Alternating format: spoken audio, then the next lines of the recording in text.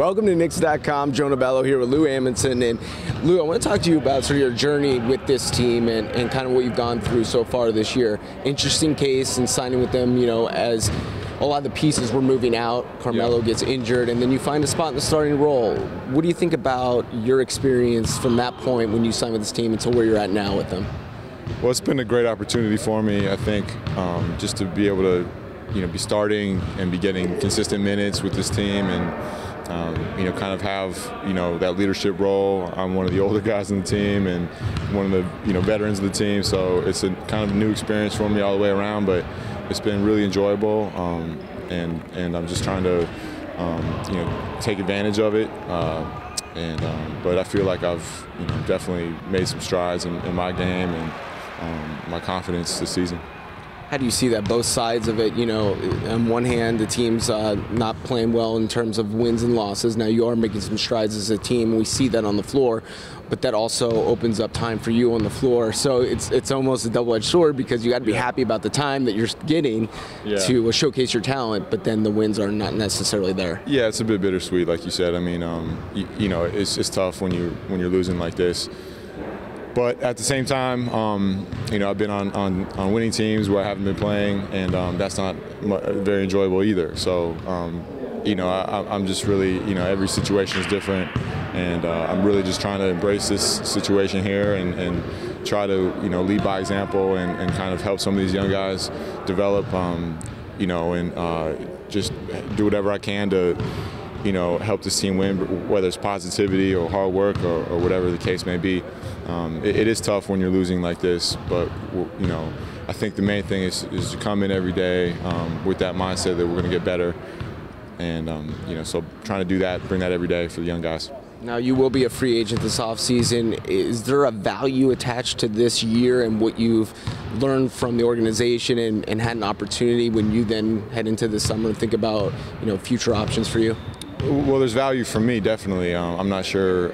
You'd have to ask the other front offices around the league how they perceive it for me, in regards to this summer. But for me, it's been great. I've had a really good opportunity to play extended minutes, develop my game a bit.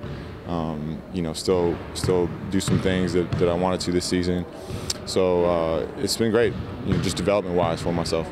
We know it's customary for the players to speak with the front office. Phil Jackson, when you close out and get ready for the summer, what's kind of the message that maybe you would like to send to him? I know usually it's probably a two-way conversation and a discussion about the future. What kind of message would you like to relay to him? Well, I mean, I think Phil knows. We've talked a bit about it. I really appreciate the opportunity that they gave me here. And I would love to be here. I would love to be a Knick next season, and I know they have a lot of decision making to do, so I'm gonna leave that to them. But I think they know that I would love to be here. As part of that discussion, and when you look to the off season, I know the draft's going to occur, and then free agency. There's a wave sort of that you have to ride, and potential offers are going to go your way. How do you do that as a player? I mean, for us fans out there, we don't really understand sort of that. This could be a place you want to stay, but yet another offer could come. How do you handle that? Yeah, I mean, I think you just have to, play it out and see where the chips fall. Typically for me, it's been something I've been used to, and it's happened kind of late in the summer, usually after kind of teams are rounding out their rosters. So I mean, I don't know what to expect this season with the Knicks. I know they have a lot of decision making to do, but I would, all things being equal, I'd love to be here and continue this. I love being in the triangle. I love this style of offense. So I think for the style of play, I think it suits my game, and I would love to be here. Now, this is your 11th team.